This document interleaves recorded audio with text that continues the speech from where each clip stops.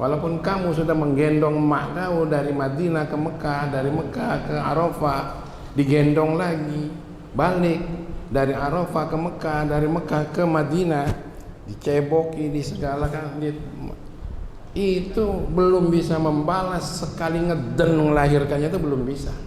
Apalagi ngedennya berkali-kali, bayangkan.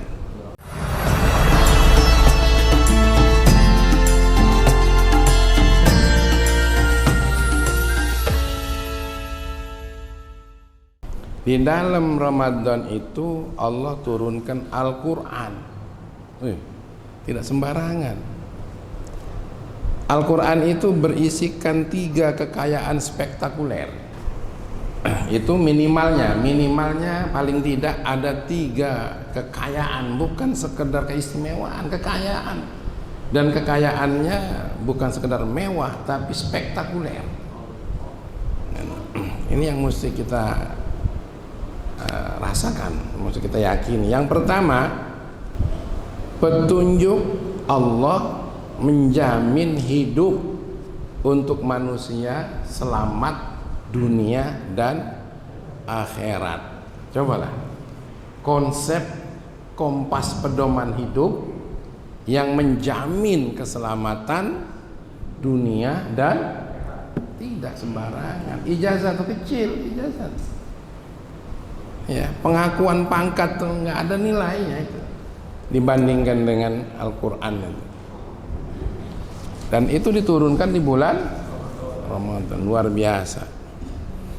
Dan itu bukan hanya untuk dirinya, tapi juga untuk orang lain, anak, istri yang ada hubungannya dengan kita. Kalau tidak punya Al-Quran, tidak ada jaminan sampai ke akhirat, dan tidak ada jaminan keselamatan lahir dan batin. Coba saja banyak orang tua berhasil nyekolahkan anak tapi menjauhkan anak dari Al-Quran. Apa yang pernah terjadi? Kadang-kadang orang tuanya tidak berharga. Abaji pernah dengar ada orang ngadunya ke Abaji ini, tentang emaknya, tentang bapaknya yang dikatakan jelek oleh anaknya, sampai dinilai orang tua tuh enggak begitu. Katanya orang tua tuh bukan begitu. Orang tua yang benar menurut kamu seperti apa? Ya seperti nafsunya itulah. Tapi alhamdulillah, setelah dibawa ayat-ayat Al-Quran, adalah hidayah yang masuk sama dia itu. Nyatanya dia keluar dari ruangan Abaji itu nangis dia. Nangis. Jadi selama ini wong tuanya tuh jelek. Orang tua tuh nggak ada jeleknya orang tua itu ketutupan dengan baiknya orang tua. Ketutupan. Kata Sayyidina Abdullah bin Umar, walaupun kamu sudah menggendong emak kau dari Madinah ke Mekah, dari Mekah ke Arafah, digendong lagi, balik dari Arafah ke Mekah, dari Mekah ke Madinah, diceboki, di segala kan, itu belum bisa membalas sekali ngeden melahirkannya, itu belum bisa. Apalagi ngedennya berkali-kali, bayangkan. Jadi orang tua itu jangan ditengok jeleknya. Kenapa? Karena kita lebih jelek daripada wong tua. Lebih jelek. Itu Al-Quran. Kalau Al-Quran tidak dipakai, pasti dia hilang rasa malu. Culas, curang, kan Al-Quran. Malu juga tidak, ya. Apalagi takut dengan siksaan akhir. Kita nggak pakai Al-Quran. Pakainya yang penting dapat kepentingan.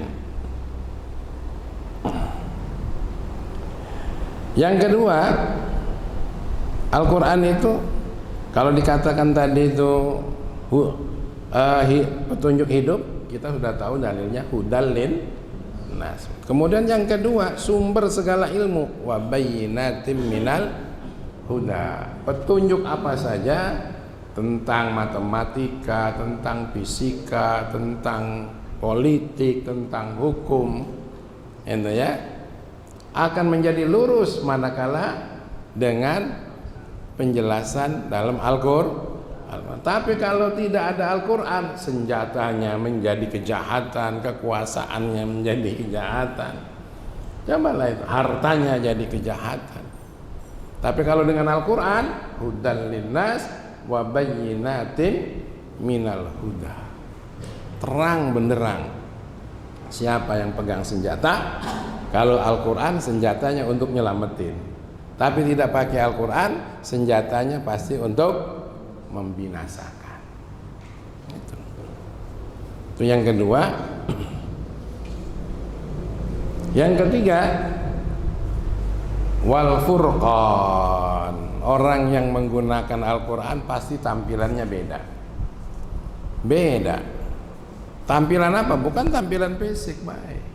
Tampilan pemikirannya beda. Tampilan hatinya beda. Itu orang punya Quran. Bagaimana bagi kita yang tidak mengerti?